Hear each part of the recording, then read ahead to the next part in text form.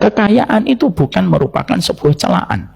Makanya orang yang kaya ketika dia bertakwa dengan kekayaannya dijadikan role model oleh Nabi. Kan ada hadis yang terkenal kan, bahwasanya kita tidak boleh benci, kita tidak boleh hasad kecuali kepada dua orang. Kepada siapa kita wajib hasad? Yang pertama, orang yang alim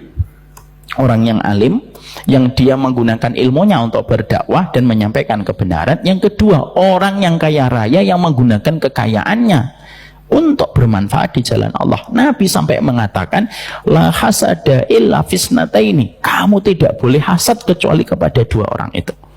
Kalau dijadikan role model oleh Nabi dan dijadikan contoh oleh Nabi, berarti menjelaskan kepada kita ada keutamaan, Pak.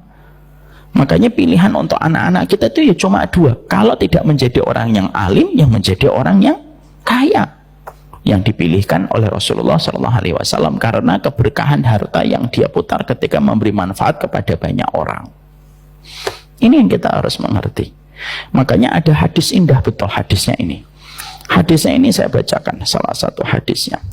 Di dalam hadis yang diriwayatkan secara sahih, Nabi itu mengatakan, inna lillahi aqwaman yakhtassuhum limanafi'il ibad. Allah itu punya keluarga di atas muka bumi. Yang keluarga ini mereka berikhtiar untuk mendapatkan kekayaan dan Allah berikan kekayaan kepada mereka. Ketika mereka mendapatkan kekayaan, lalu kekayaan itu dipakai limanafi'il ibad, dipakai untuk memberikan manfaat kepada banyak orang. Maka ketika orang kaya itu terus memberi manfaat kepada banyak orang dan setiap orang di sekitarnya mendapatkan manfaat dari kekayaannya, akhirnya Allah kalau ingin membagikan rezeki kepada manusia, dititipkan kepada dia karena dia amanah menyalurkan setiap rezeki dari Allah kepada orang banyak.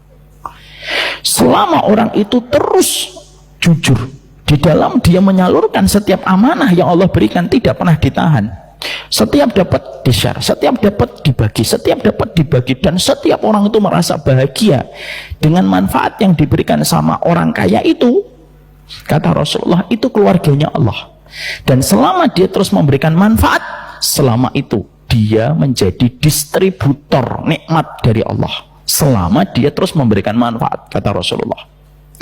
Fa'idha mana'u, kalau dia sudah tidak lagi memberi manfaat kepada banyak orang, kekayaannya itu sudah untuk dirinya sendiri, akhadu, Allah mengambil, akhada, Allah mengambilnya, wahawala dalika ila ghairihim, dan Allah akan mengalihkan karunia itu kepada keluarga lain, yang mana keluarga itu siap untuk memberi manfaat kepada orang. Ini kuncinya, Pak. Kalau kita terkadang mendapati, kenapa kok ada orang kaya terus tambah kekayaannya, ternyata kita dapetin, oh orang ini banyak memberi, semakin dititipin sama Allah. Jadi Allah tuh semakin nitip sama dia. Kenapa? Itu keluarganya Allah. Bapak kalau nitip ke masjid, lalu masjidnya amanah, kita pengen nitip lagi atau tidak? Pengen nitip lagi. Oh ternyata harta yang saya titipkan bermanfaat. Saya lihat masjid yang dulu asalnya kecil, gelap, sekarang terang. Ternyata rezeki yang saya titipkan disalurkan dengan benar. Kita akan terus nitip, Pak. Itu bahasa logisnya kayak gitu, logikanya. Maka itu pula yang kita dapatkan. Makanya di situ disebutkan, berarti kalau ada orang kaya, lalu dia betul-betul mengaturnya dengan cara yang diridhoi oleh Allah dan terus memberikan manfaat kepada banyak orang, dia menjadi keluarganya Allah. Makanya orang miskin pada zaman Nabi itu iri sama orang kaya pada zaman Nabi, bukan karena untanya yang bagus, bukan karena rumahnya yang bagus, enggak. Tapi orang miskin itu ketika mereka datang kepada Nabi dan berkata, dhahaba ahlat dusur bi ujurihim, enak jadi orang kaya itu Nabi. Mereka bisa infak, mereka bisa sedekah, mereka bisa membiayai orang yang berjuang. Kami tidak bisa. Kami cuma bisa sholat. Lalu Nabi memberikan kabar gembira. Loh, bukankah kalimat yang kalian ucapkan itu sodakoh? Bukankah ketika kalian mendatangi istrimu itu adalah sodakoh? Dan itu caranya Nabi menghibur orang miskin. Tapi yang unik dari hadis ini itu apa? Irinya orang miskin sama orang kaya pada zaman Nabi itu bukan iri karena, oh ontanya bagus, rumahnya bagus. Enggak, bukan fasilitasnya.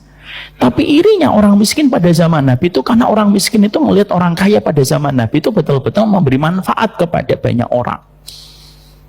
Dan itu semakin menjelaskan kepada kita bahwasanya bukan kaya yang salah,